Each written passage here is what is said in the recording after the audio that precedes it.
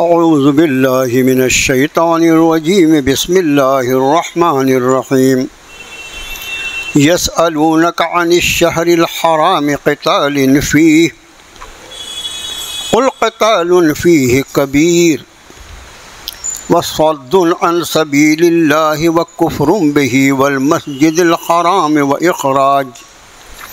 وإخراج أهله منه أكبر عند الله والفتنة أكبر من القتل ولا يزالون يقاتلونكم حتى يردوكم عن دينكم إن استطاعوا ومن يرتد منكم عن دينه فيمت وهو كافر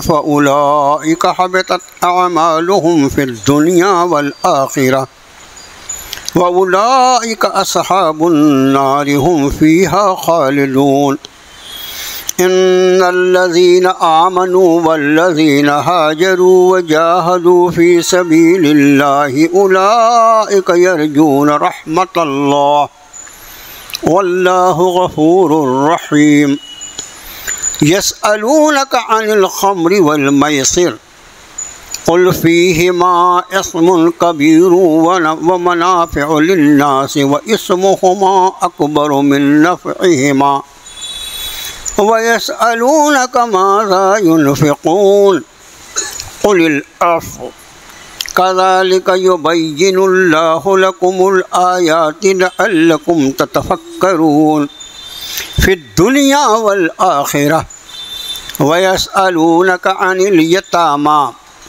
قل إصلاح لهم خير وإن تخالطوهم فإخوانكم والله يعلم المفسد من المصلح ولو شاء الله لأعنتكم إن الله عزيز حكيم ولا تنكحوا المشركات حتى يؤمن ولأمة مؤمنة خير من مشركة ولو أعجبتكم ولا تنكحوا المشركين حتى يؤمنوا ولعبد مؤمن خير من مشرك ولو أعجبكم أولئك يدعون إلى النار والله يدعو إلى الجنة والمغفرة بإذنه ويبين آياته للناس لعلهم يتذكرون صدق اللہ العظیم آمنت بما انزل اللہ من کتاب۔ یہ قرآن پاک کا دوسرا پارہ سورۃ البقرہ کا 27واں رکوع جو 5 آیات بینات پر مشتمل ہے۔ رکوع یہی تھا نا؟ ٹھیک ہے نا؟ رکوع معلوم ہے کہ میں ایک آدھ رکوع آگے پیچھے ہو گیا، کیا ہوا؟ سب سے پہلے ان آیات بینات کا ترجمہ۔ ارشاد فرمایا، اے نبی صلی اللہ علیہ وسلم، لوگ آپ سے حرمت والے مہینوں میں قتال کے بارے میں حکم دریافت کرتے ہیں۔ آپ فرمائیے، ان مہینوں میں قتال بڑا گناہ ہے، اور اللہ کے راستے سے روکنا اور اس کا انکار کرنا اور مسجد حرام سے لوگوں کو روکنا اور اس کے اہل کو، اس کے حقداروں کو اس میں سے نکال دینا، یہ زیادہ بڑا گناہ ہے اللہ کے نزدیک، اور فتنہ یہ تو قتل سے بھی زیادہ شدید ہے۔ وہ باز نہیں آئیں گے تم سے لڑنے سے یہاں تک کہ وہ تمہیں تمہارے دین سے پھیر دیں اگر ان کا بس چلے، اور جو کوئی تم میں سے اپنے دین سے پھر گیا اور پھر اسی حالت میں اس کی موت ہوئی کہ وہ کافر ہی رہا، تو ایسے لوگ غارت ہو گئے ان کی اعمال دنیا میں اور آخرت میں، اور یہ جہنم والے ہیں اور اس میں ہمیشہ پڑے رہیں، اللہ کی پناہ۔ اب بے شک وہ لوگ جنہوں نے ایمان لایا اور وہ لوگ جنہوں نے ہجرت کی اور جہاد کیا اللہ کے راستے میں، یہ وہ لوگ ہیں جو اللہ کی رحمت کے بجا طور پر امیدوار ہیں، اور اللہ بڑا مغفرت فرمانے والا، بڑا رحم فرمانے والا۔ یہ آپ سے شراب اور جوئے کے احکام کے بارے میں پوچھتے ہیں۔ آپ فرمائیے نبی صلی اللہ علیہ وسلم کہ ان دونوں میں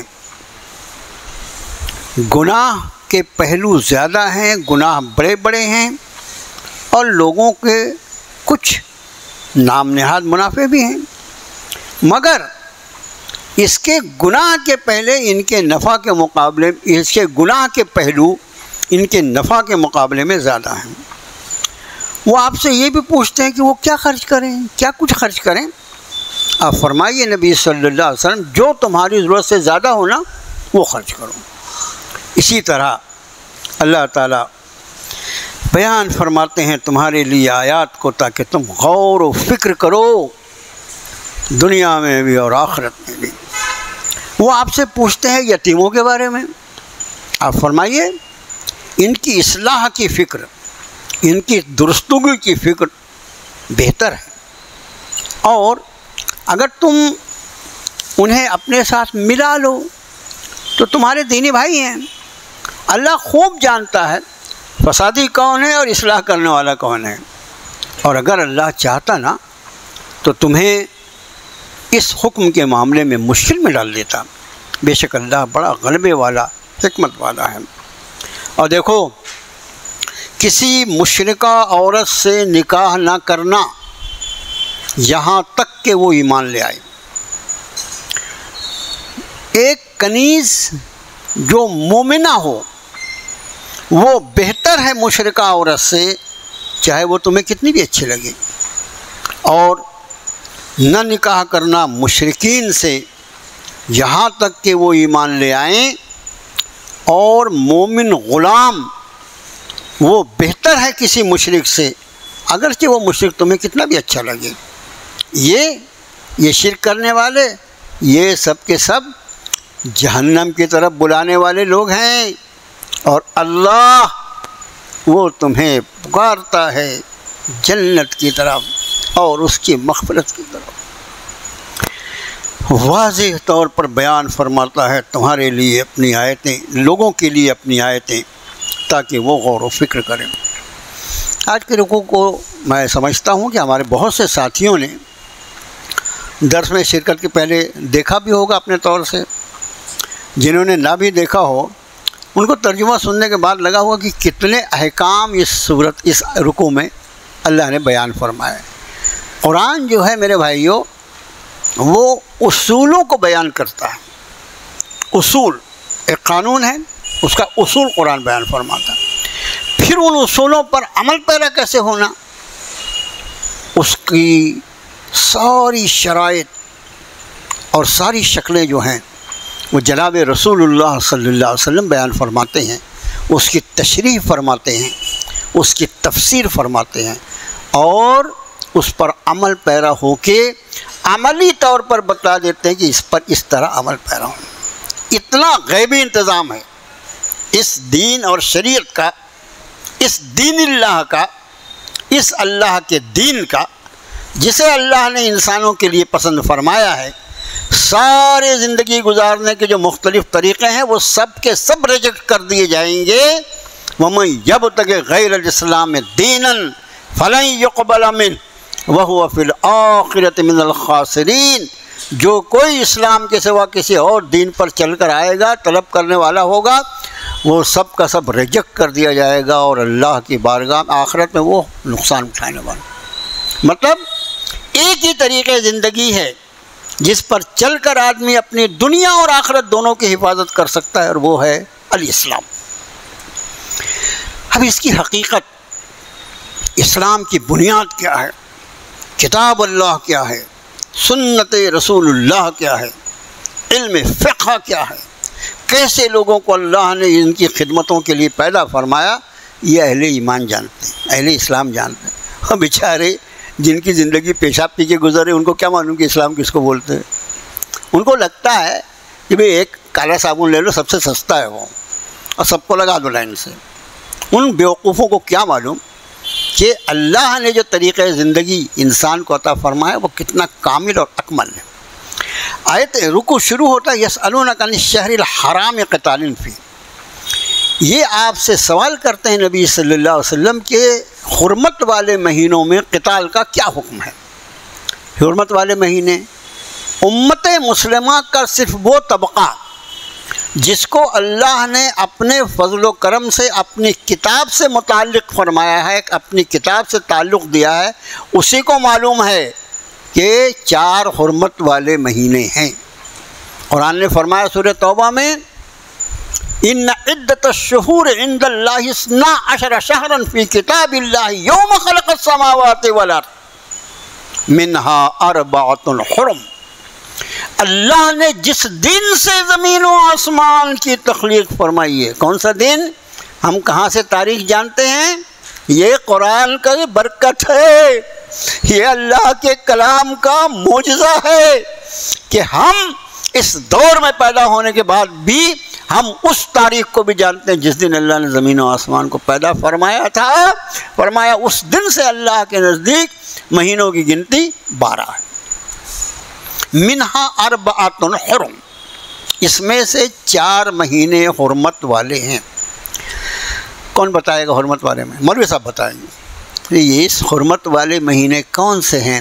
یہ جناب رسول اللہ صلی اللہ علیہ وسلم بتائیں۔ میں نے آپ سے عرض کیا نا، قرآن اور صحابہ قرآن، اس میں سے کسی کو بھی ایک دوسرے سے الگ کرنے کی کوئی کوشش کرے گا اس کا دین اس کے ہاتھ سے نکل جائے گا۔ اب یہ حرمت والے مہینے ہمیشہ یاد رکھیں گے۔ ایک مہینہ خالی جو ہے وہ الگ ہے، وہ ہے رجب کا، شعبان کے پہلے آتا ہے، اور اس کے بعد 3 مہینے لائن سے ہیں۔ شوال کے بعد ذوالقعدہ، ذی الحج، محرم، لائن سے۔ شوال کا مہینہ عید کا مہینہ گیا، اور اس کے بعد ذوالقعدہ، ذی الحج، محرم۔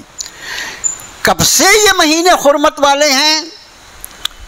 کس نے 12 مہینے کا کیلنڈر بنایا؟ اگر یہ آیت ہمارے سامنے سورہ توبہ کی نہ ہوتی تو ہم سمجھتے کوئی 30 مارخہ پیدا ہوا ہوگا، بس جو ہوا وہ سب مغرب والوں نے کیا، وہ فلاں نے کیا، وہ ڈھکا نے کیا، وہ اس ملک میں ہوا۔ ارے بابا، سب چیز کی بنیاد اللہ کی کتاب ہے۔ اللہ نے فرمایا کہ اللہ کے نزدیک مہینوں کی گنتی 12 اس دن سے۔ ابھی معلوم ہے آپ کو یہاں اس ملک میں کیا ہو رہا ہے؟ گھپلے ہی گھپلا ہے۔ یہ 13واں مہینہ لگا دیا آپ کی، یہ سال جو ہے اس میں 13واں مہینہ لگا دیا، یعنی یہ بھی خوب گنتی ہے جیسے دن اور مہینے کسی کے باپ کی ملکیت ہوں۔ نہیں، دن اور مہینے 12 مہینے ہوں گے، 12 کا 12.25 نہیں ہوگا، 12.25 نہیں ہوگا، اور اس میں 4 مہینے ہمیشہ حرمت والے ہوں گے، اور وہ 4 مہینے رجب، اور اس کے بعد ذوالقعدہ، ذی الحج اور محرم۔ یہ خاص طور سے ویسے بھی آپ دیکھیں حج کے مہینے ہیں، حج کے مہینے ہیں، اور حج کا سفر آج ہو گیا چند گھنٹوں کا، لیکن پرانے زمانے میں مہینوں سفر کرنا۔ خود ہمارے یہاں جو میری عمر کے آس پاس کے لوگ ہیں وہ جانتے ہیں کہ جب یہ ہوائی جہاز کا کوئی تصور نہیں تھا حج کے لیے جانے کا، وہ بیچارے جو جاتے تھے ان کی شب برات بھی وہیں ہوتی تھی، رمضان بھی وہیں ہوتا تھا، واپسی ان کی محرم کے بہت بعد ہوتی تھی۔ 6 مہینے کا حج رہتا تھا ان کا، حج تو رہتا ہے 5 دن کا، 6 مہینے لگتے تھے جب پانی کے جہاز سے جاتے تھے، جب یہ حال، اور جب اونٹ اور گھوڑے پہ جاتے ہوں گے تو بیچاروں کے حالات۔ فرمایا اس میں 4 مہینے حرمت والے۔ ہوا یہ تھا کہ مدینہ طیبہ آپ تشریف لائے ہجرت فرما کر، تو ایک صحابی رسول کی قیادت میں ایک قافلہ بھیجا آپ نے۔ اس قافلے کا مدبھیڑ اس کی قافلے کی مشرکین مکہ سے، مشرکین مکہ نے ذرا زیادہ باتیں کی، یہ لوگ ان سے بھیڑ گئے، اور نتیجے میں ایک آدمی مارا گیا۔ اب ایک آدمی مارا گیا تو اتفاق سے اس دن، یعنی حضرات صحابہ یہ سمجھ رہے تھے کہ یہ جو ہے یہ رجب، یہ اپنے شوال کی سمجھ لیجئے کہ شوال کی 30 تاریخ ہے، لیکن اس دن جو تھا وہ ذوالقعدہ کی پہلی تاریخ تھی، ذوالقعدہ کی پہلی تاریخ۔ چاند آج کے دور میں گڑبڑ ہوتی ہے تو وہ دور کہاں وہ لوگ دیکھ کے اعلان کر رہے تھے. انہوں نے جو یہ معاملہ کیا آپس میں جو لڑائی جھگڑے کا، اس کی وجہ یہ تھی، یہ سمجھ رہے تھے کہ آج 30 تاریخ ہے شوال کی، ابھی چاند ہوا نہیں ہے، ابھی حرمت والے مہینے شروع نہیں ہوئے. لیکن واقعہ یہ تھا کہ چاند دکھائی دیا تھا. حضرات صحابہ 30 سمجھ رہے تھے، لیکن اس دن 1 ذی القعدہ. اب 1 ذی القعدہ جب ہے، حرمت والا مہینہ شروع ہو گیا، انہوں نے طوفان برپا کر، یہ دیکھو بڑے دیندار بنتے ہیں، فلانے ہیں، حرمت والے مہینے کا بھی خیال نہیں کرتے. آئے دوڑے دوڑے نبی کریم صلی اللہ علیہ وسلم پاس، کیا آپ کے ماننے والے ہیں جناب، حرمت والے مہینے میں فلاں کو مار ڈالا، ایسا کیا ویسا کیا، بتائیے حرمت والے مہینوں کا اس میں جنگ کرنا کیسا ہے. سوال جو شروع ہے نا کہ وہ پوچھتے ہیں حرمت والے مہینوں میں قتال کرنا کیسا ہے. رب نے فرمایا قل قتال فیہ کبیر، ان مہینوں میں، یہ حرمت والے مہینے ہیں، لڑائی جھگڑا قتال منع ہے. تو رب نے جو جواب وہ ارشاد فرمایا کہ ان مہینوں میں قتال گناہ کا کام ہے. لیکن آگے ارشاد فرمایا اللہ کے راستے سے روکنا. وہ جو ہوا وہ غلط فہمی سے ہوا، جان بوجھ کے اس مسلمان سے یہ معاملہ نہیں ہوا، غلطی سے ہوا. بھول چوک جو ہے وہ تو معاف ہے، لیکن تمہارا حال تو دیکھو کہ تم جان بوجھ کر یہ کر رہے ہو، اللہ کے راستے سے روکتے ہو، اس کا انکار کرتے ہو، لوگوں کو مسجد حرام میں اہل ایمان کو داخل ہونے سے منع کرتے ہو، اور جو اس کے اصل اہل ہیں، اس کے اصل ذمہ داری جو لوگ اٹھانے کے حقدار ہیں، ان کو مسجد حرام سے باہر کرتے ہو. یہ سب جو ہے یہ گناہ میں اس گناہ سے کہیں بڑا گناہ ہے جو تم جس کا مسئلہ پوچھنا ہو. یہ ہے یہ آیت شریفہ کا شان نزول. فرمایا والفتنۃ اشد والفتنۃ اکبر من القتل. یہاں اکبر کا لفظ ہے، ایک دوسرے مقام پر الفتنۃ اشد من القتل. فتنہ یہ قتل سے زیادہ شدید ہے. یہاں فرمایا فتنہ قتل سے زیادہ بڑا ہے. قتل کرے گا آدمی، کیا کرے گا؟ ایک آدمی قتل ہوگا نا، یہ جھگڑا ہوا، ایک آدمی نے ایک آدمی کو قتل کر دیا، معاملہ کوئی ختم نہیں ہو جائے گا. لیکن فتنہ ایک ایسی چیز ہے کہ اگر کوئی فتنہ پرداز، ابھی دیکھو نا کیسے کیسے فتنے مسلمانوں کے خلاف اٹھائے جا رہے ہیں، اور اس کے نتیجے میں امت مسلمہ کتنے آزمائشی دور سے گزر رہی ہے، کتنے آزمائشی دور سے گزر رہی ہے. فرمایا فتنہ جو ہے یہ قتل کرنے سے بھی زیادہ بڑا اور اس سے بھی زیادہ شدید ہے. اپنی فتنہ پردازیوں سے تم باز آؤ. مسجد حرام کی جو تم بے ادبی کر رہے ہو، اہل ایمان کی جو پیچھے پڑے ہوئے ہو، ایمان قبول کرنے والوں کے جو راستے میں روڑے اٹکا رہے ہو، تمہاری یہ شرارتیں جو ہے، وہ جو ایک کام ہوا ہے جس کے بارے میں سوال کر رہے ہو کہ حرمت والے مہینے میں قتال کیسا ہے. ہاں جان بوجھ کر اگر اس میں قتال کیا جائے تو گناہ ہے، لیکن اس سے بڑے بڑے گناہ میں تو خود شامل ہو. ذرا اپنی بھی تو خبر لو. پھر فرمایا اب آگے 1500 سال پہلے، یہ قرآن کو نازل ہوئے کتنے 1500 سال. یہ آیت ذرا دیکھیے، ابھی آیت یہ ادھوری ہے. وَلَا يَزَالُونَ يُقَاتِلُونَكُمْ. زائل ہونا آپ سمجھتے ہیں، زائل ہونے کا لفظ اردو میں بھی استعمال کرتے ہیں. لا زال کا مطلب ہوتا ہے وہ نہیں باز آئیں گے، اللہ کے ساتھ رہتا ہے، وہ نہیں باز آئیں گے تم سے لڑنے سے، یہاں تک کہ اگر ان کا بس چلے تو وہ تم کو تمہارے دین سے پھیر دیں. مطلب کافروں کا آخری ہدف، آخری نشانہ کیا ہوگا؟ ہمیشہ یہ کفر جو ہوگا یہ اہل اسلام کے لیے ایسی ہی فتنہ انگیزیاں برپا کرتا رہے گا. 1500 سال پہلے میرے اللہ نے اپنے حبیب کے قلب پر یہ کلام نازل فرمایا. اس 1500 سال کی پوری تاریخ دیکھو، آج کے دور کے حالات دیکھو، اور قیامت تک یہ ہوتا رہے گا. رب نے ارشاد فرما دیا یہ پتھر کی لکیر ہے میرے بھائی، اس کے سوا کچھ نہیں ہوگا. جو میرے اللہ نے فرمایا وہی ہوگا. اور اہل ایمان جن کا ایمان اس کتاب کی روشنی میں ہوگا ان کو اپنے آپ کو ان سارے حالات کے لیے ذہنی طور پر تیار کرنا پڑے گا کہ یہ میرے رب کی طرف سے یہ ارشاد ہے، اور بہرحال ایمان والے طبقے کے ساتھ ہمیشہ اہل کفر کی یہ دشمنی رہے گی کہ وہ کسی طرح اسلام کو چھوڑ کے کفر میں واپس ہو جائیں، جس کو ارتداد کہتے ہیں۔ کیا کہتے ہیں؟ ارتداد۔ ہمیشہ آپ دیکھو، ہمیشہ یہی کوشش ہوتی۔ آگے کیا فرمایا آپ؟ وَمَن يَرْتَدِدْ مِنْكُمْ عَنْ دِينِهِ، تم میں سے جو کوئی اپنے دین سے پھر گیا، فَيَمُتْ وَهُوَ كَافِرٌ، اور وہ مرا اس حال میں کہ وہ کافر ہو، فَأُولَٰئِكَ حَبِطَتْ أَعْمَالُهُمْ فِي الدُّنْيَا وَالْآخِرَةِ، اپنے ایمان کو چھوڑا، ان کی زبان میں، ان ظالموں اور چوروں کی زبان میں گھر واپسی کیا اور اسی حال میں مر گیا، تو فرمایا یہ کفر پر تیری موت ہوگی۔ اللہ نے جو ایمان کی دولت تجھے عطا فرمائی، اگر تو نے اس کو واپس کیا اور اسی حال میں تیری موت ہوئی تو فَأُولَٰئِكَ حَبِطَتْ أَعْمَالُهُمْ فِي الدُّنْيَا وَالْآخِرَةِ، ایسے لوگوں کے سارے اعمال دنیا آخرت میں ضائع ہو جائیں گے۔ یعنی جتنے نیک اعمال تھے، بعض ترجمہ نگاروں نیک اعمال، خراب اعمال کے ضائع ہونے کا کیا سوال ہے؟ جتنے نیک اعمال ایمان کی حالت میں کیے گئے ہیں، اللہ کا شکر ہے۔ ہم اور آپ جانتے ہیں کہ صالح عمل، وَعَمِلُوا الصَّالِحَاتِ وَعَمِلُوا الصَّالِحَاتِ، جو قرآن تکرار فرماتا ہے، صالح عمل جو ہوتا ہے وہ اپنے ساتھ نیکیاں رکھتا ہے، اس کا اجر و ثواب رکھتا ہے، لیکن اگر کوئی آدمی ایمان میں آنے کے بعد معاذ اللہ ثم معاذ اللہ دوبارہ کفر میں لوٹ جائے تو اس حالت ایمان میں اس نے جتنی نیکیاں کی ہیں سب کی سب غارت ہو جائے، سب کی سب غارت، اگر اس کا خاتمہ کفر پر ہی ہو گیا۔ اس کا معنی آپ انداز فرمائیں اس دین میں لچک کتنی ہے۔ جو وَمَن يَرْتَدِدْ مِنْكُمْ عَنْ دِينِهِ، تم میں سے جو کوئی اپنے دین سے مرتد ہوا، فَيَمُتْ وَهُوَ كَافِرٌ، اور اس حال میں مر گیا کہ وہ کافر ہی رہا۔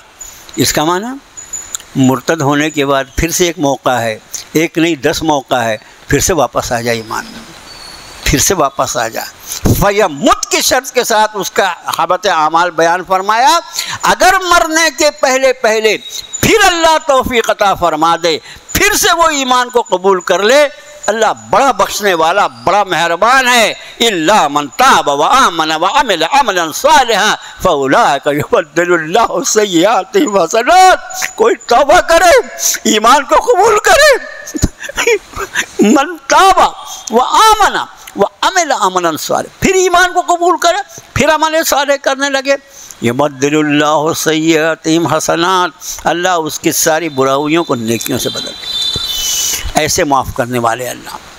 یہ ارتداد جو ہے ہمیشہ کفر اور اہل کفر کی یہ کوشش ہوگی، ان کو مسلمان سے کوئی، یعنی جو انفرادی طور پر جو مسلمان ہیں ان سے کوئی دشمنی نہیں، ان کو اسلام سے دشمنی، ان کو دین سے دشمنی ہے۔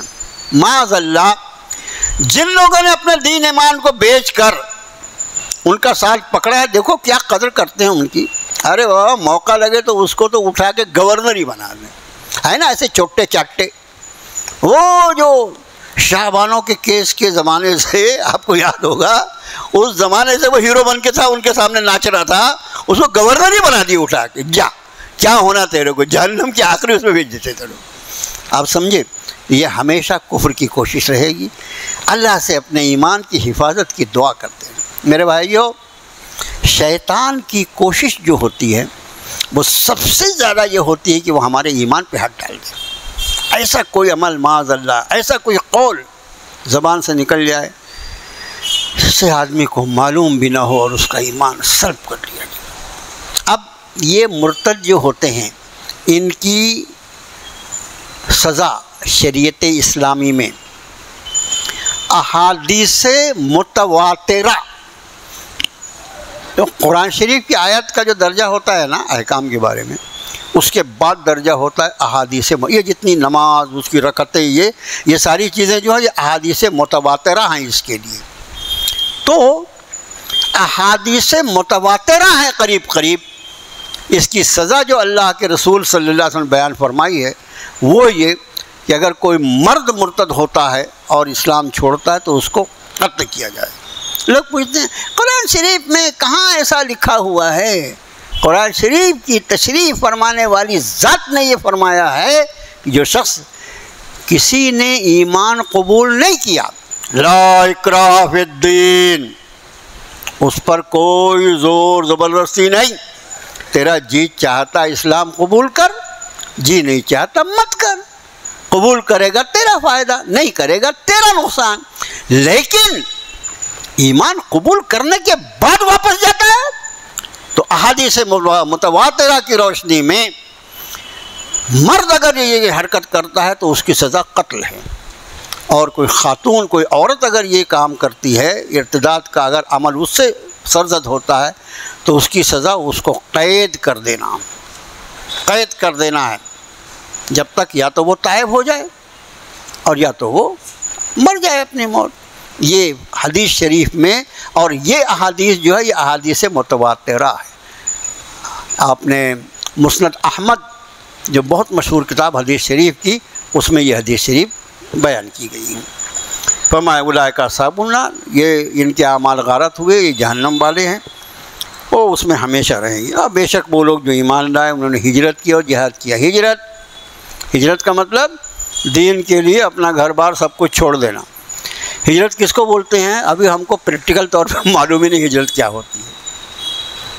اور جب آپ صلی اللہ علیہ وآلہ وسلم نے یعنی ہجرت فرمائی نا مکہ معظمہ سے، اس وقت بلکہ فتح مکہ کے دن تک جو لوگ مکے میں ایمان قبول کریں ان کے لیے ہجرت فرض تھی، ان کو ہجرت کر کے مدینہ آنا ضروری تھی۔ تو فرمایا جن لوگوں نے ہجرت کی اور جہاد کیا اللہ کے راستے میں، یہ لوگ ہیں اللہ کی رحمت کے امیدوار، اللہ بڑا مغفرت فرمانے والا، رحمت فرمانے والا۔ یسألونک عن الخمر والمیسر، یہ سوال کرتے ہیں آپ سے، خمر کہتے ہیں شراب کو اور میسر کہتے ہیں جوئے کو۔ خمر کا لفظ جو ہے یہ ہمارا شراب جو لفظ ہے نا، اصل میں شراب لفظ جو ہے عربی کا وہ یعنی عربی گرامر جس کو آتی ہے وہ شربہ لفظ جو ہے اس کا مطلب ہوتا ہے پینا، اس سے پھر وہ شراب کا لفظ، جس کو پیا جائے وہ شراب۔ تو شراب یعنی نشے کی چیز، ہم لوگ اس کو شراب بولتے ہیں، لیکن اصل لفظ جو عربی میں وہ خمر ہے۔ خمر جو ہے وہ ہر وہ چیز جس سے نشہ آتا ہے، خمر میں ہر وہ چیز جو نشہ آور ہو، اس میں وہ مشروب ہو، پینے کی ہو، دیسی ہو، باہر کی ہو، اور یا وہ گانجا ہو یا وہ افیم ہو یا وہ MD ہو، جو کچھ بھی ہو، ہر چیز جو نشہ آور ہے، اس لیے کہ اللہ عز و جل نے انسان کو عقل کی وہ نعمت عطا فرمائی ہے جس عقل کی بنیاد پر ہی سے حساب کتاب ہونے والا۔ چونکہ گائے کو، بیل کو، بھینس کو، گدھوں کو، جو بامبے سے دلی تک بیٹھے ہیں وہ سارے گدھوں کو عقل ہے ہی نہیں۔ عقل گدھے کو عقل رہتی ہے یا نہیں رہتی نا؟ تو جس کو عقل نہیں وہ گدھوں سے تو حساب ہوگا، بری طرح حساب۔ کائے کا حساب کائے کا پہلی جھٹکے کے ساتھ ہی سب معلوم ہو جائیں گے، دال آٹے کا بھاؤ، کس کو UCC بولتے ہیں اور کس کو دین اور اسلام بولتے ہیں۔ تو عقل جس کو اللہ نے نہیں دی اس کو حساب و کتاب کا مکلف نہیں فرمایا۔ یاد رکھو، ہم کو اور جناتوں کو عقل دی ہمیں۔ اب یہ نشہ آور چیز جو ہے اس کی عقل جو ہے اس پر اثر کرتی ہے اور اس کی عقل میں فتور پیدا کر دیتی ہے۔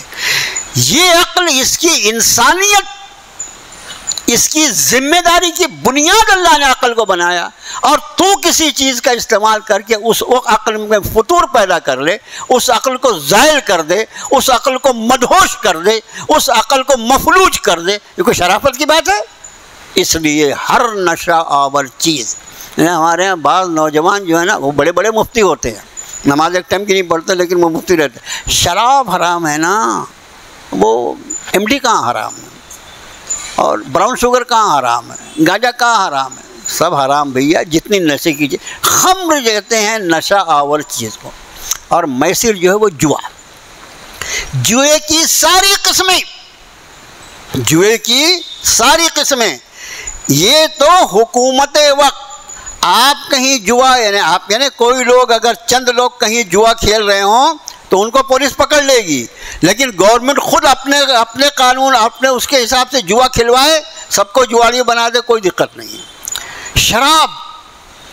شراب بندی کا ہفتہ منایا جائے گا، باقاعدہ شراب بندی کا ہفتہ منایا جائے گا، وہاں تقریریں کریں گے.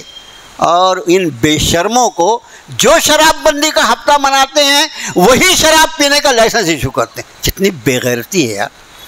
آدمی کی بے غیرتی کی کوئی حد ہوتی ہے کیا؟ کوئی حد نہیں ہے. بے غیرت، جس چیز کو تو نے خراب بتایا، ہفتہ منایا، اس کا لائسنس دیتا ہے تو.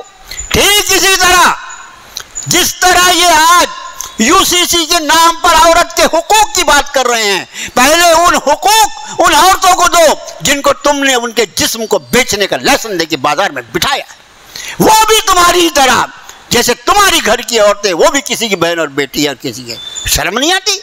ایک طرف عورتوں کے حقوق دینے کے لیے UCC کی بات کرتے ہو. کیوں ایسا ہے؟ میراث میں عورت کو ایک گہرا حصہ، بھائی کو دوہرا حصہ. اس کی وجہ آ کے پوچھ ہمارے علماء سے، وہ بتائیں گے انشاءاللہ کہ عین قانون قدرت یہی ہے. یہی قانون قدرت اور قانون فطرت ہو سکتا ہے، اس کے کچھ نہیں ہو سکتا. اور رہا تو یہ کہ تو سوچ رہا ہے کہ عورتوں کو برابری کا حقوق دیا جائے، تو اس کے لیے بھی تیار رہنا. ہمارے جیسے کو کبھی ڈیبیٹ پہ بلا لیا نا تو ہم پوچھیں گے، ہاں ہم بھی چاہتے ہیں کہ اگر تیری طاقت ہو تو عورتوں کو برابر کا حق دے، لیکن یہ حق وہاں سے شروع ہوگا کہ ایک بچہ جو ہے وہ ماں کو پیدا ہوگا، دوسرا بچہ باپ کو پیدا ہونا چاہیے. اگر تیری ہے ہمت، بے وقوف کہیں کہ اللہ کے بنائے ہوئے قانون میں ہاتھ ڈالتے ہو. اللہ کے آج میں نے جمعے میں الحمدللہ وہ ہے یوٹیوب پر، آپ دیکھ لیجئے گا، بہت سخت تقریر کی اس کے معاملے میں. اور میں پھر بیچ میں عرض کر دیتا ہوں، بھول بھی جاتا ہوں، بڑھاپا آ گیا ہے، قبر میں پیر لٹکے ہوئے ہیں تو کتنی یادداشت رہے گی. میں آپ سے عرض کرتا ہوں، یہ جو مختلف تنظیموں کی طرف سے وہ جو اپنے وہ کوڈ آیا ہے، بار کوڈ، اس کا استعمال کر کے اپنی طرف سے اور اپنے گھر کے، ابھی تو ماشاءاللہ 6 آدمی کا خاندان ہو تو 8 موبائل رہتے ہیں ان کے یہاں، ہے نا. موبائل تو سب کے پاس رہتا ہے، سب کے طرف سے. کیونکہ ایک ای میل جو ہوگا، ای میل یا جی میل، اس سے ایک مرتبہ آپ اپنی وہ درج کر سکتے ہیں کہ ہم اس کے مخالف ہیں. وہ اتنا آسان نہیں ہے. آپ اگر ہو سکے تو سنیے میرا جمعے کا بیان انشاءاللہ. وہ کون سے اس پر ہے؟ وہ مجلس تعلیم القرآن پہ بتائیں ہم ان بارے. یہ مر جائیں گے انشاءاللہ. وہ کچھ نہ، صرف مسلمانوں کو الجھا کے رکھنا، اپنا ووٹ بینک قائم رکھنا، اس کے لیے سارا چکر ہے. اس میں کچھ ہونا نہیں ہے. اب 3 طلاق میں اس لیے کامیاب ہوئی، 3 طلاق صرف مسلمانوں کا معاملہ. 370 ہٹانے میں اس لیے کامیاب ہو گئی کہ وہ صرف مسلمانوں کا مسئلہ تھا.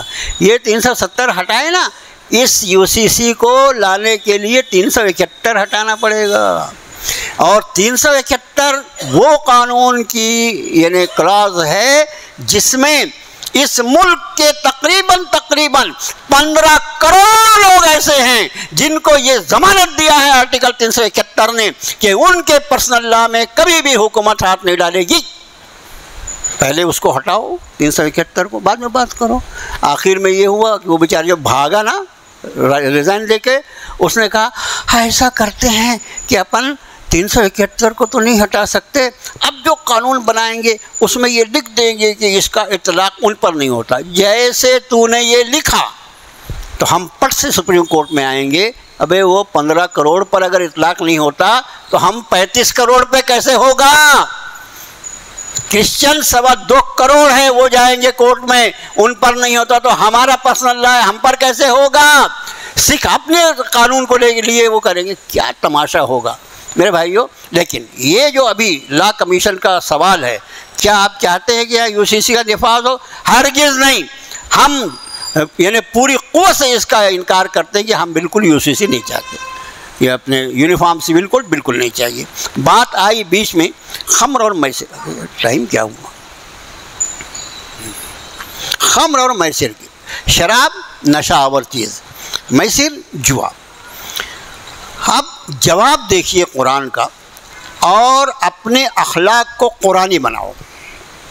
ایک ہم لوگ دعا کرتے ہیں، اللہم نور قلوبنا بالقرآن وزین اخلاقنا بالقرآن. اے اللہ ہمارے قلوب کو قرآن کے نور سے منور کر دے، اے اللہ ہمارے اخلاق کو قرآن والا اخلاق، یہ دعا کرتے ہیں نا، اس کو عمل میں لاؤ۔ جوا اور شراب جیسی چیز، اس کے لیے پوچھا جا رہا ہے، رب تعالیٰ کا جواب دیکھیے، قُلْ فِيهِمَا اسْمٌ كَبِيرٌ وَمَنَافِعُ لِلنَّاسِ، فرمایا ان دونوں میں، تثنیہ کا صیغہ ہے نا، دو چیز کے بارے میں پوچھا ہے، میں ان دونوں میں اسم کبیر، گناہ بڑے بڑے ہیں، وَمَنَافِعُ لِلنَّاسِ، اور لوگوں کے لیے کچھ نفع بھی ہیں۔ اگر قرآن یہ کہہ دیتا کہ اس میں صرف گناہ ہے، یہ بڑی بدتر چیز ہے، تو وہ جوئے کا چلانے والا، سٹے کا چلانے والا، شراب کی بھٹی چلانے والا، اس سے جو لوگ لگے ہوئے ہیں وہ آ کے کھڑے، یہ دیکھو یہ اللہ کی کتاب ہے، ارے ہم تو کروڑ پتی بن گئے جوا کھلا کھلا کے، حرام کی کمائی سے لال پیلے ہو گئے ہم، اور یہ کہتا ہے یہ گناہ کا کام ہے۔ رب نے فرمایا گناہ کے پہلو بڑے بڑے ہیں، اور وہ منافع للناس، لوگوں کے کچھ نفع کے بھی پہلو ہیں، وَإِسْمُهُمَا أَكْبَرُ مِن نَفْعِهِمَا، اور اس میں گناہ کے پہلو ان کے نفع کے مقابلے میں زیادہ ہیں۔ یہ آیت شریفہ کا حصہ جو ہے قیامت تک کے لیے اکیلا دین ہے، جو قیامت تک کے لیے جتنی ایجادیں ہوں گی ان سب کے لیے مسائل ہمارا دین بیان فرماتا رہے گا، اس لیے کہ ہمارے اللہ نے جو کچھ تم کو قیامت تک دینے کا فیصلہ فرمایا ہے اس کے اصول ہمارے ہاتھ میں دے دیے ہیں۔ اب قیامت تک جو نئی چیزیں ایجاد ہوں گی وہ انسانوں کے لیے حلال ہیں یا حرام ہیں، جائز ہیں ناجائز ہیں، اس مسئلے کو حل کرنے کے لیے یہ آیت شریفہ سامنے رہے گی کہ آپ فرمائیے وَإِسْمُهُمَا أَكْبَرُ مِن نَفْعِهِمَا، اس میں گناہ کے پہلو ان کے نفع سے زیادہ ہیں۔ مطلب ہر وہ چیز جس میں نفع کے کچھ پہلو تو ہوں، فائدے کے کچھ پہلو تو ہوں، لیکن اس کے مقابلے میں اگر نقصان کے زیادہ پہلو ہیں تو اس کو جائز نہیں قرار دیا جائے گا۔ لیکن کچھ چیزیں ایسی جس میں نفع کے مقابلے میں نقصان کے پہلو چند ہوں، اور اس کے مقابلے میں لوگوں کے سامنے اس میں نفع کے پہلو زیادہ ہوں، اس کے جائز اور حلال ہونے کا حکم لگایا جائے گا۔ اس آیت شریفہ کی روشنی میں ہر اس نئی چیز کے لیے جو دنیا میں ایجاد ہوگی اور جس کا پہلے سے تذکرہ قرآن و حدیث میں موجود نہ ہو، یہ بنیاد بن گیا کہ دیکھیں گے۔ یہ مثلا میں آپ سے عرض کروں، چھری جو ہے، بہت سے لوگ پیپر میں آتے رہتا ہے، چھری سے اپنی بیوی کو کاٹ ڈالا، اس نے کسی نے پیپر میں آتے رہتا ہے چھری سے اپنی بیوی کو کاٹ ڈالا، اور یہ سب بیوی کو کاٹنا اور جلانا اور یہ سب ناٹک کہاں ہوتے ہیں؟ اللہ کا شکر ہے مسلمانوں میں بہت نام کے لیے بھی نہیں ہوگا۔ وہ جہاں پر طلاق کا قانون اتنا مشکل ہے کہ وہ طلاق کے لیے اگر اپنے کورٹ اور کچہری کرے تو مر جائے گا، مگر اس کی عورت سے اس کا چھٹکارا نہیں ملے گا۔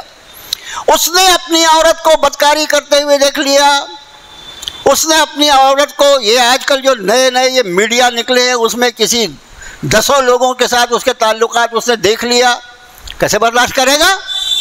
ہاں اگر طلاق کا پروویژن ہوتا، کچھ محلے کے شریف لوگوں کو جمع کرتا، بتاتا بھائی دیکھو یہ بیوی ہے، اس کو شرم نہیں آتی، اتنی بے وفائی کرتی ہے، لوگ اس کو موقع دیتے، بیٹا یہ سب کرنے کی چیز نہیں ہے، شیطانی کام ہے، بیٹا تو توبہ کر لے، توبہ تلّہ کرتی، نہیں کرتی تو پھر اس کو موقع تھا، وہ ایک طلاق دیتا وغیرہ وغیرہ۔ 2-3 رکوع کے بعد ہی طلاق کے احکام آ رہے ہیں، انشاءاللہ اس وقت اس کو تفصیل سے آپ کا خادم عرض کرے گا۔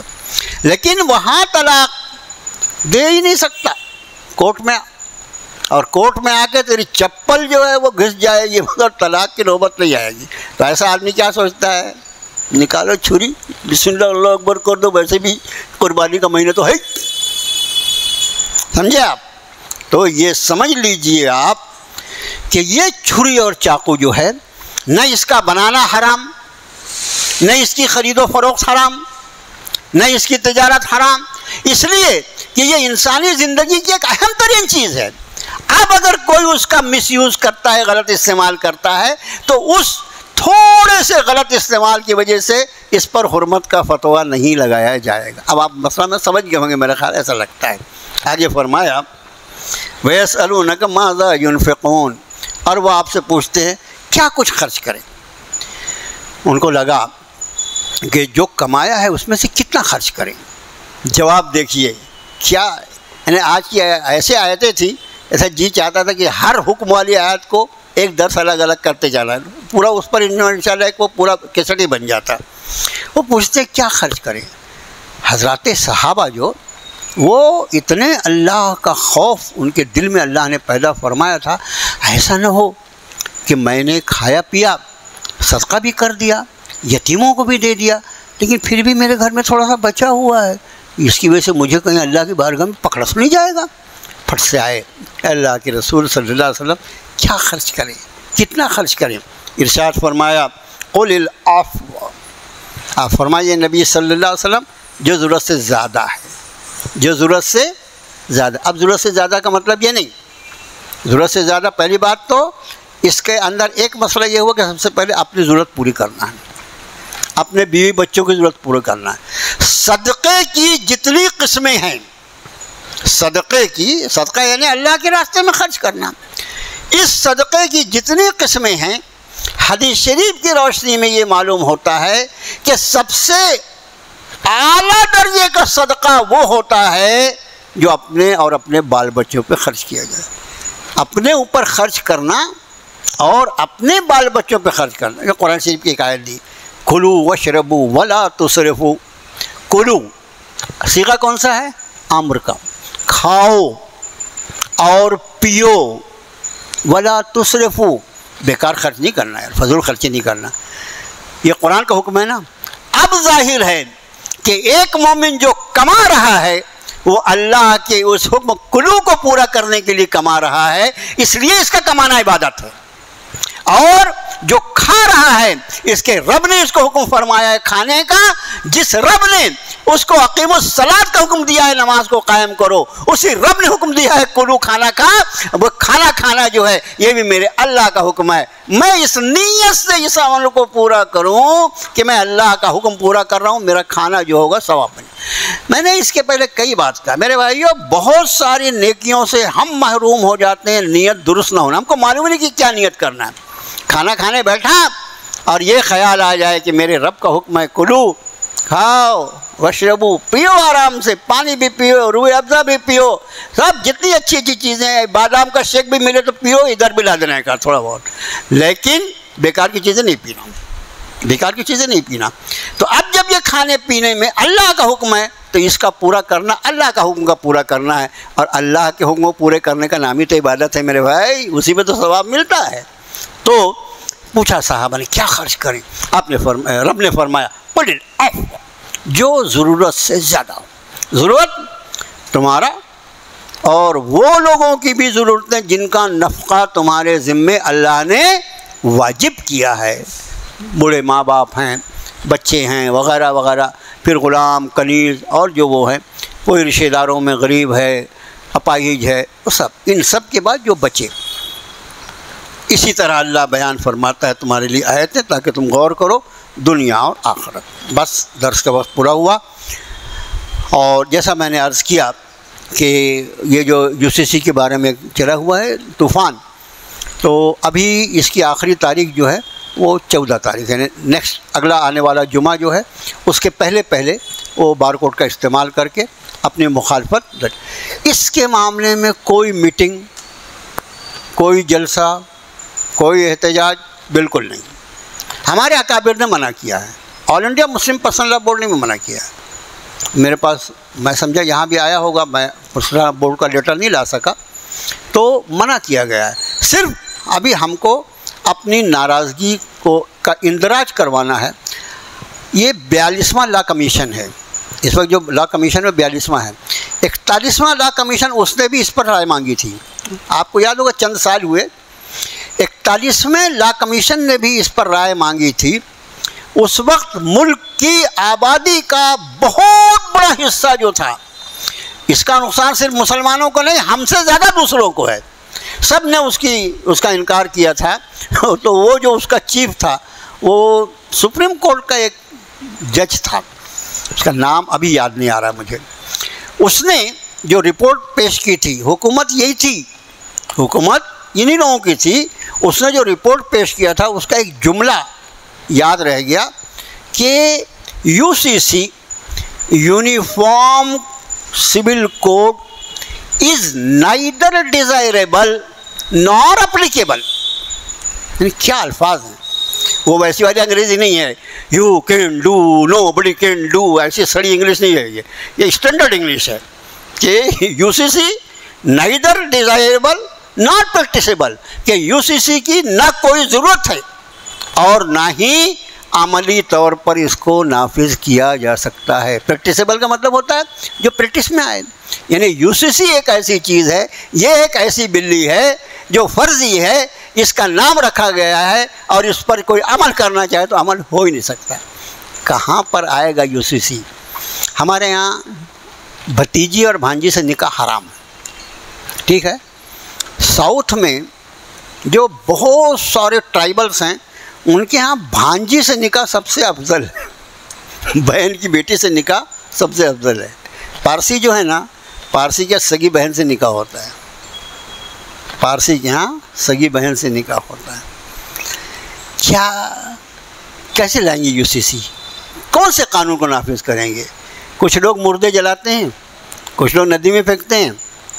ہم الحمدللہ چونکہ ہمارے پاس اللہ نے اپنا دین عطا فرمایا ہے, اپنے رب کے حکم کے مطابق مرنے والے کو پورے ادب و احترام کے ساتھ اس کو غسل کفن دے کر اس کی نماز جنازہ پڑھ کے کاندھے پہ عزت کے ساتھ لے جا کر اس کو سپرد خاک کر کے اس کے لیے دعائیں مغفرت کر کے واپس ہوتے ہیں. کیا کرو گے؟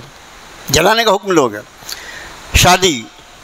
شادی جو ہے ہمارے یہاں نکاح ہوتا ہے, نکاح کی شرائط ہے فلاں ہو جب نکاح, اندھیرے میں نکاح نہیں ہوتا. اعلان النکاح, حدیث میں اللہ کے رسول بولے نکاح کا اعلان کرو, اور فلاں کی بیٹی فلاں کے بیٹے کا نکاح ہو گیا بھائی, اور اس کے بعد اس پہ گواہ ہونا اور وغیرہ وغیرہ. بیچارے بعض جو ہیں وہ آگ کے آزو بازو گھوم رہے, ان کی جو شادی شروع ہوتی ہے تو 8 دن تک شادی ہوتی رہتی ہے, 8 دن تک سامان کیا کیا ہوتا ہے, اور پھر کسی کا کچھ ہے کسی کا کچھ ہے. کون سا طریقہ اختیار, کون قبول کرے گا؟ کوئی جاتی برادری اپنے اپنے دھارمک جو اس کی یعنی پرتھا ہے اس کو کبھی بھی چھوڑنے کو تیار نہیں. اتنا آسان نہیں ہے, نہ یہ 371 کو ہٹا سکتے, نہ یہ ایک پلو ہے جس کا وعدہ انہوں نے کیا تھا پچھلے الیکشن کے مینیفیسٹو میں. ان کے مینیفیسٹو کی بھی کیا اوقات رہتی ہے, ان کے مینیفیسٹو کا یہ حال ہے کہ ابھی عید الاضحیٰ پہ کیا کچھ ہوا طوفان, آپ کے یہاں کم ہوا, ہمارے یہاں بہت ہوا. مسلم برادری, قریش برادری کروڑوں سے اتری, کروڑوں سے, ایک دن میں کئی لاکھ روپے کے مال ان کو اٹھا کر لے گئے. یہ یہاں پر حال ہے.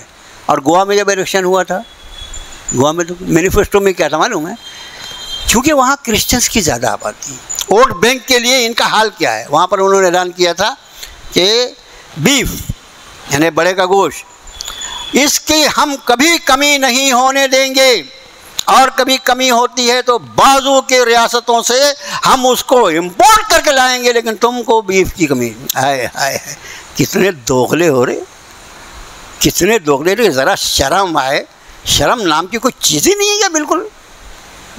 وہ بازارو عورت سے بھی زیادہ بغیرت. مینیفیسٹو میں یہ دیتے ہو تم, دوسرے علاقوں میں یہ. اور 11 ریاستیں ملک کی یہ کہہ چکی ہیں ہمارے ہاں کسی طرح سے UCC کا نفاذ نہیں ہو سکتا, لیکن چونکہ وعدہ کر لیا تھا ٹھوک دیا. آخری چل رہا ہے, آخری سانسیں ہیں نا, اب 24واں الیکشن ہے, تو اس لیے ذہنی طور پر آپ اللہ کی طرف رجوع رہیے, اور آپ کے اپنے آنسوؤں کے ساتھ رب کائنات کی بارگاہ میں یہ دعا کیجیے کہ پروردگارا, جو آپ کے دشمن, جو آپ کے نبی کے دشمن, جو آپ کی کتاب کے دشمن, جو آپ کے ماننے والوں کے دشمن, اب ان پر اس پکڑ کا فیصلہ کیجیے جو آپ نے قوم عاد اور قوم سمود کے ساتھ کیا. اب وقت آ گیا قریب انشاءاللہ وقت آ گیا ہے.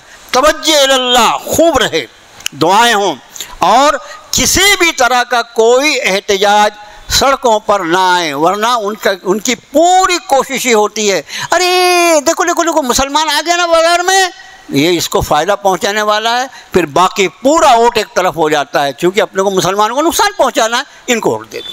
یہ کچھ ایسا نہیں, کوئی جلسہ نہ کیا جائے, کوئی آپس میں گفت و شنید ہو. اور جیسا میں نے عرض کیا, وہ جو بار کوڈ ہے اس کا استعمال کر کے اپنی مخالفت درج کروا دیجئے۔ ہر مسلمان کو، نوجوان جو ہوتے ہیں ان کو بہت زیادہ اس کا استعمال آتا ہے، ہمارے جیسے آدمی کو تو خالی آواز آتی ہے آواز جاتی ہے، واٹس ایپ تھوڑا بہت چلا لیتے ہیں، اس کا ہم کو کچھ سمجھتا نہیں۔ نوجوان طبقہ جو ہے وہ لوگوں کو گائیڈ کرے دینی فریضہ سمجھ کے۔ یہ سوال ہے تم اسلام چاہتے ہو یا اسلام کا غیر؟ ہم اسلام کے سوا کچھ نہیں چاہتے، سننا نہیں چاہتے، اسلام کے سوا کسی اور کی بات کی کرو گے ہم اپنے جوتے کی نوک پہ رکھیں۔ یہ دینی فریضہ، یہ سمجھ کر برائے کرم اپنا جو وہ درج کروا دیجئے۔ اللہ سے دعا ہے اللہ پوری امت مسلمہ کی حفاظت فرما۔ اللہ شرارتیں بہت بڑھ گئی مولا، ہاں ہم بدعمال ہیں، ہم گنہگار ہیں، پر آپ کے گنہگار ہیں نا، ہم نے آپ کے احکام کو توڑا ہے۔ اللہ آپ تو ودود ہیں، آپ تو غفور ہیں، آپ تو بڑے معاف فرمانے والے ہیں، اللہ ہمیں معاف فرما لیجئے، ہمارے دشمنوں کے حوالے مت کیجئے، اللہ ہمارے دشمنوں کے حوالے مت کیجئے، اے معاف فرمانے والے اللہ پوری امت مسلموں کو معاف فرما دے، اور اب ان کی نصرت اور مدد کے فیصلے آسمانوں سے نازل فرما۔ دشمنان اسلام کے لیے اے اللہ اب فنا کا بگل بجا دے مولا، پوری دنیا میں انہوں نے اہل ایمان کی ناک میں دم کر رکھا ہے، اے اللہ اب برداشت کے باہر ہو گیا۔ کریم آقا تو نے فرمایا اِنَّ بطشَ رَبِّكَ لَشَدِيدٌ، تمہارے رب کی پکڑ بہت شدید ہوتی ہے، اے اللہ شدت کے ساتھ ان کو پکڑ لے کہ ان کی آنے والی نسلوں کے لیے ان کو عبرت کا نشان بنا دے، اور اہل ایمان کے لیے اللہ رجوع الی الکتاب کے فیصلے فرما دے، رجوع الی السنت کے فیصلے فرما دے، اے اللہ تقوی اور پرہیزگاری کے فیصلے فرما دے، اے اللہ آپ کے اور آپ کے نبی محترم صلی اللہ علیہ وسلم کی رضا والے اعمال کے فیصلے فرما دے۔ وصلی اللہ تعالی علی خیر خلقہ محمد وآلہ وصحبہ۔